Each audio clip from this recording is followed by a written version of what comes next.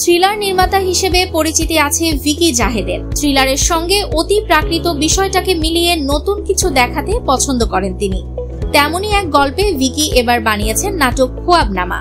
সম্প্রতি প্রকাশ পেয়েছে নাটকের পোস্টার। এতে দেখা যায় কবরে শুয়ে আছেন অভিনেতা তৌসিফ মাহবুব।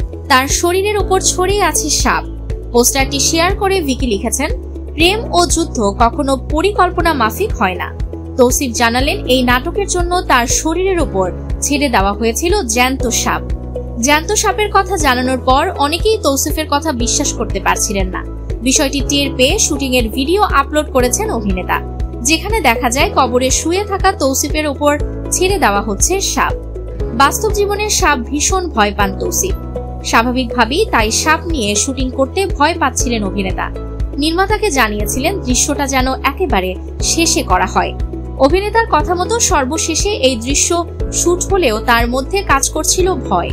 শেষ পর্যন্ত সেই ভয়কে জয় করেই শুটিং করেন তৌসিফ। তৌসিফ বলেন, গল্প শোনার পর জানতে পারলাম নাটকের একটা দৃশ্য আছে যেখানে আমি একটা দুঃস্বপ্ন দেখি যে কবরে শুয়ে আছি, আর সেখানে আমার উপর সাপ কিলবিল করছে। শুনেই ভয় পেয়ে গেলাম, গা শিউরে উঠল। শুটিং প্ল্যান শুনে নির্মাতাকে অনুরোধ করলাম এই অংশটুকু যেন একেবারে শেষে করা হয়। দৃশ্যটি শুটিং এর আগে সেই ভয়কে জয় করতে হয়েছে আমাকে।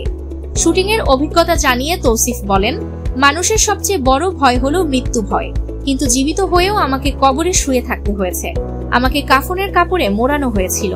ভাবতেই গা ছমছম করে। যখন এই দৃশ্যের শুটিং শুরু করি তখন কাছের মানুষের কথা মনে পড়ছিল। সহশিল্পী শাহবাজ সানির কথাও মনে পড়েছে, যে কিছুদিন আগে আমাদের ছেড়ে চলে গেছে।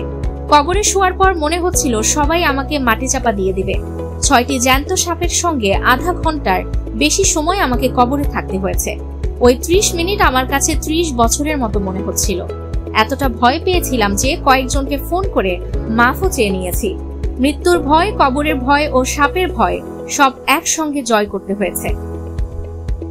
তৌসিফ আরো বলেন, এখানে অনেক কিছু হতে পারত। ভয়ে হার্ট অ্যাটাক করতে পারতাম, সাপ আমাকে ছোবল দিতে পারত। যদিও সাপগুলো বিষধর ছিল না, কিন্তু দাঁত তো ছিল। নাকে, মুখে কিংবা চোখে ছোবল দিলে বড় কোনো ক্ষতি হতে পারত। তবে শেষ পর্যন্ত সবকিছু ভালোভাবে শেষ করতে পেরেছি।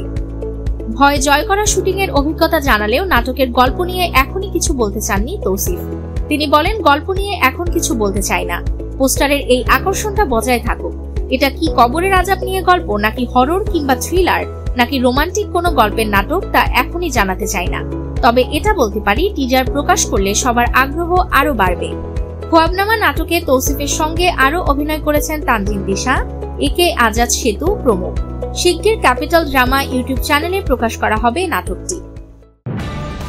নিউজ টেক্সট, দৈনিক অন্যধারা।